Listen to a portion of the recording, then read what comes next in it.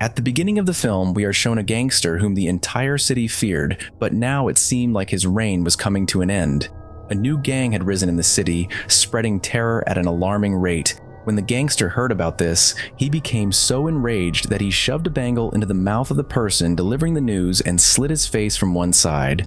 Outside the gangster's house, we see Sagata, who climbs up the pipes onto the tires and begins attacking the gangster's men, taking them down one by one. He grabs a bodyguard and throws him down the stairs, knocking out the other men in the process. The gangster was informed of the attack and, in a desperate attempt to save his life, ran outside to his car. But as soon as he got in, he saw that the driver had already been killed. Panicked, he rushed back inside, opened a drawer, and began loading his gun. Meanwhile, Sagata had also entered the house. The gangster's right-hand man stepped in to fight Sagata, using everything in his way as a weapon. He managed to hold Sagata off for a while, even throwing a heavy object at him which knocked him down. Just as he was about to kill Sagata, Sagata grabbed a nearby knife and cut off his hand. He then got up and chased after the gangster, who was now standing with his gun aimed. Without hesitation, the gangster fired several shots. However, in his panic, he did not realize that Sagata had used one of his own men as a human shield. With the gangster's bullets depleted, Sagata calmly advanced toward him. With one swift strike of his large knife, he ended the gangster's reign and wiped out his gang. One of the gang members, barely alive, attempted to attack Sagata from behind, unaware that someone else had already taken aim at him. A gunshot rang out and the attacker fell dead. The man who had fired the shot was Fujita, the head of a security agency for whom Sagata worked. Fujita often hired Sagata to eliminate gangs like this one, but today, Sagata was retiring. He had decided that he wanted to spend the rest of his life with his family. Fujita insisted that he still needed Sagata for more missions, but Sagata ignored him, got into his car, and drove home. At home, we see that Sagata had a small but happy family, a wife and a little daughter. He took a shower, but suddenly he heard strange noises outside. Quickly dressing, he stepped out to check and was met with a horrifying sight. A gang had broken into his house, holding his wife and daughter hostage. All the men wore masks, making it impossible for Sagata to recognize them. The gang's leader spoke, "You did a great job killing the Yahuja gang. You made things easier for us. Now, we own this city, but there's still one problem, you. You got rid of the Yahuja gang, which means you could destroy ours too. So I thought, why not take care of you first?" At the boss's signal, one of his men grabbed Sagata's daughter. Seeing this, Sagata's rage erupted and he attacked, but another gang member immediately fired at a vase on the table, warning him that his family's lives were in danger. Sagata froze. The gang members then started beating him mercilessly. His daughter, in tears, begged them to stop hurting her father, while his wife clung to their child, crying. The gangster, irritated by the noise, pulled the trigger and shot Sagata's wife dead. Before he could shoot the daughter, Sagata shouted for her to run, but she was not fast enough. A gunshot echoed and she too collapsed, lifeless. Sagata was shattered. The gang members then shot him as well and disappeared so cleanly that no one even suspected a gang had been involved. When the police arrived, they assumed that a mentally unstable man had murdered his family before taking his own life. The media broadcasted the story everywhere. 12 years passed. The city had changed. The mayor held a press conference proudly declaring how he had transformed the crime-ridden city into a prosperous and progressive place. But among the reporters, one man stood up and said, "Sir, I think you are mistaken. Over the past 10 years, many people have mysteriously disappeared. What about the man who is building a resort only for your shopping mall to be built on that land instead?" The mayor, Sanohara, dismissed the claims, calling them baseless rumors intended to tarnish his reputation. However, the reporter had evidence, though Sanohara used his influence to shut down the accusations before they could gain traction. On the other side, we see that Sagata, the hero, is still alive but in terrible condition. He is completely paralyzed, unable to speak, unable to walk, unable to do anything. Fujita, the man he once worked for, has been taking care of him. Sagata's daily routine is entirely dependent on a caretaker who takes him for walks, feeds him, and brings him back home. One day, while the caretaker was bringing Sagata back home, a man suddenly attacked them and stabbed Sagata's arm with a knife. The caretaker panicked, realizing that the attacker was the same man from the Yahuja gang, whose hand Sagata had cut off years ago. Now, he was here for revenge, but Sagata was in no condition to fight back. Meanwhile, the reporter who had earlier confronted Sanohara about his crimes was still investigating. He was speaking with a man whose face had been cut by the Yahuja gang boss at the start of the movie.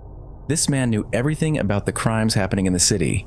As he was explaining how Sanohara acquired licenses for his resort and mall through illegal means, something unexpected happened. Suddenly, the window of their car was smashed by an attacker wearing a mask. The reporter tried to escape but was caught. At the same time, another masked man captured the informant, shoved a gun into his mouth, and shot him dead. The scene cuts to Fujita, who is haunted by past memories. He remembers how he was the one who had unknowingly revealed information about Sagata's family to the gang that ended up murdering them.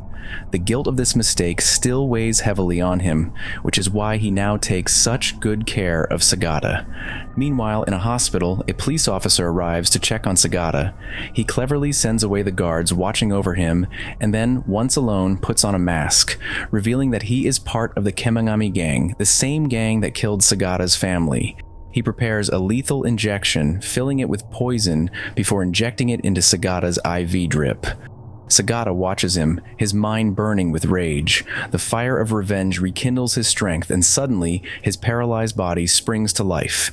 He yanks the IV out, throws himself off the bed, and grabs the officer from behind, slamming him to the floor. However, Sagata is still weak, and the officer's counterattack knocks him unconscious. At this moment, other police officers rush in. They witness their superior being attacked and immediately understand the situation. Knowing his secret was at risk, the masked officer smothers his superior with a pillow and shoots him dead. The other officers say nothing because they too are part of the gang. However, a doctor had seen everything. Realizing this, another officer grabs him and kills him as well. In all this chaos, they fail to notice that Sagata has regained consciousness. Without hesitation, he grabs the masked officer from behind. Another officer rushes to save him, but Sagata throws him behind the hospital bed. When the masked officer tries to attack, Sagata quickly grabs a bedsheet, wraps it around his neck, and strangles him to death. The officer struggles, kicking his legs desperately until his final, dying breath. His last kick knocks his own ally out of the window, sending him plunging to his death. Just then, Fujita arrives to check on Sagata. But before he can enter, he is stunned to see Sagata walking toward him, on his own. Sagata, finally free from paralysis, picks up some food from the hospital and is flooded with memories of his family. Meanwhile, the leader of the Kemangami gang receives shocking news. Sagata is alive and fully recovered. He immediately sends Fujita a message, "Bring me Sagata's dead body." The scene cuts to a warehouse. A dead body is delivered inside, where several women are seen packaging drugs. However, the body is merely a distraction.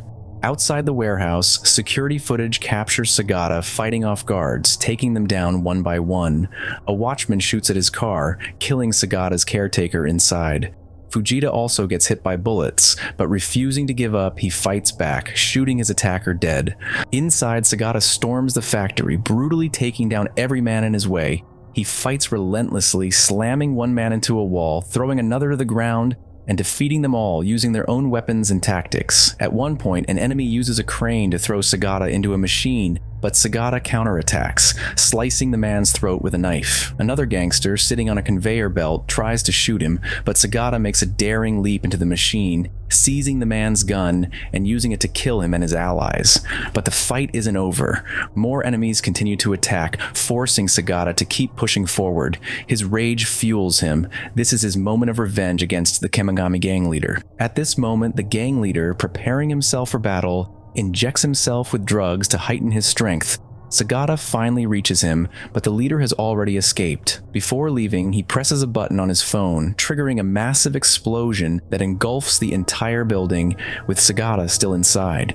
Believing that Sagata is finally dead, the gang leader celebrates over the phone with another high-ranking member. However, their celebration turns into horror as they see Sagata alive and standing amidst the burning ruins wrapped in a blanket. Terrified, the man on the call, who was responsible for leaking information about Sagata's family to the gang, begs for mercy, admitting, "It was me. I told them about your family. I can't live with this guilt anymore. Just kill me." Sagata shows no mercy. He shoots the man dead. Then he takes another gangster hostage, demanding to know the whereabouts of the real leader. Using the gangster's phone, he calls the leader, only to discover a shocking truth. The real mastermind behind the gang is none other than Sanohara, the city's mayor. Sanohara, unfazed, tells Sagata, "Every penny I make from my legal business is invested in the city's progress. Destroying my gang won't do you any good." Without hesitation, Sagata ends the call and executes the gangster standing before him. The battle isn't over yet. Sagata's revenge is just beginning. At dawn, it is shown that the police were reporting all the attacks that had occurred during the night. It was being said that all these attacks were carried out by Sagata. Sagata had killed all the people and had himself died in a bomb blast. On the other side, Dio was watching the news. Yes, Sagata's daughter, who was still alive. Meanwhile, a man from the Kemagami gang also received news that Sagata was not dead, but was hiding somewhere and could attack at any time. Then we see Sagata with an old police officer whom he had once saved. Because of this, the police officer used to bring all the news to him. The officer gives Sagata good news that his daughter Dio had survived that day. The leader of the Kemagami gang had not shot his daughter, but had instead shot her toy. Sagata is told that his daughter has been kept inside a security agency. Upon hearing this, Sagata immediately grabs the police officer's gun and rushes towards the security agency. He enters, killing people along the way, with the hope that Dio would be inside, but he does not see her there. Dio was hiding there, afraid because she had just seen the news that Sagata was a bad man who was killing people. In reality, she had forgotten everything about Sagata. Before Sagata could find Dio, the man who had raised Dio arrives. As soon as he comes in, he attacks Sagata. Sagata turns around and kills him, which makes Dio panic and run away from there. A fierce fight takes place between them. The man tries to shoot Sagata, but Sagata redirects the gun towards him. The man then picks up a nearby vase and hits Sagata on the head to save himself. He then starts insulting Sagata, but as soon as the man speaks, Sagata recognizes his voice. It was the same man who had killed his wife. Before Sagata could take his revenge, his daughter suddenly appears from behind and attacks the man with an arrow. The man, however, pushes Sagata out of the window. After falling out of the window, Sagata disappears. It is then shown that the police officer had taken Sagata with him. After reaching a safe place, the officer removes the arrow from Sagata's body and treats his wound. Just then, he receives a call from Sanohara, who had tracked him down using CCTV. Sanohara tells the officer to hand the phone to Sagata. Sanohara then tells Sagata, "If you want to see your daughter alive, come to the resort." Without caring about his pain, Sagata immediately leaves. First, he goes to his secret place, takes his fast car and some weapons, and then heads toward the resort. On the other side, Dio was locked in a room. To distract everyone, Sagata's empty car crashes into a wall. Meanwhile, Sagata enters from another side. He moves forward, killing security guards along the way. He climbs the stairs, shooting and brutally killing everyone one by one. Killing everyone was easy, but when he reached the last step, a man with a sword wounds Sagata. Ignoring his pain, Sagata kills the man and finally reaches the top floor. As soon as he gets there, he faces a masked man whose fighting skills were equal to Sagata's. It was a tough fight for Sagata, but he finally stabbed the man in the eye with a knife and killed him. The battle was still not over. More guards came down the stairs to kill him. Sagata shoots them all and then takes the lift to the top floor where he was supposed to find Dio. When Dio saw him, she was shocked. She could not recognize him. Sagata became very emotional upon seeing Dio. Taking advantage of his emotions, a masked man attacks Sagata from behind and knocks him unconscious. At this moment, Sanohara makes his entry. He lifts Sagata's head by grabbing his hair and starts telling the story of the demon of the city, who was actually himself. He tells Sagata, "That demon never shows any mercy. Now I will kill your daughter." He places a sword on Dio's neck while Sagata struggles helplessly. Seeing this, Dio suddenly remembers everything, how, in her childhood, her father had begged these same people to spare her life. She remembered how a gun had been pointed at her back then. She finally recognized her father. At the same moment, Takegawa, the police officer helping Sagata, arrives and shoots down Sanohara's men, saving Dio. Once again, Sagata tells Dio to run away to save herself. Now Sagata was fighting the final masked man. His fighting skills were incredible. At several moments it seemed like Sagata would lose, but he did not give up because he wanted to reunite with his daughter. Finally, when Sagata managed to defeat the man, he removed the mask and saw that it was Sanohara's twin brother. In a flashback, it is shown that Sanohara's brother loved him deeply. He was ready to do anything for him, even kill someone. Sanohara had always taken advantage of his brother's loyalty. Because of this, Sanohara lived a luxurious life, while his brother lived like a servant. Now that Sanohara's brother was dead, Sanohara himself had to fight. Both of them had received the same training. Sanohara wears his demon mask, while on the other side, Dio, Sagata's daughter, also returns to fight for her father. A fierce sword fight takes place between them. Sagata could have fought well, but he was too injured and weak. Because of this, Sanohara overpowered him and successfully cut off his arm. Even after losing his arm, Sagata did not give up. With one last effort, he stood up and attacked Sanohara, the demon of the city. This attack not only knocked off Sanohara's mask, but also fatally wounded his head, leading to his immediate death. Dio saw the entire battle with her own eyes. She looked at her father's severed arm with worry. She ran towards him, and at that moment, the man who had raised Dio appeared. Dio did not even want to look at him. The man said, "I am your father. I raised you." Before the man could come closer to Dio, Sagata slashed him with his sword. Father and daughter hugged each other. For the last time, Sagata expressed his love for his daughter, and then he passed away. A little while later, the building became crowded with police, firefighters, and rescue teams who started taking away the injured and the dead bodies. It is shown that the one who survived was Sanohara's twin brother. After some time, it is shown that Sanohara's brother, with burn marks on his face, wins an election under his brother's name and becomes the new mayor of the city. After giving his mayoral interview, he is seen putting on the same demon leader mask and enjoying his new life.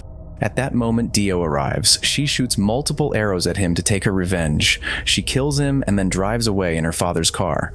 Inside the car, there was a family photo that reminded her how much she still loved her family. And with that, the story comes to an end.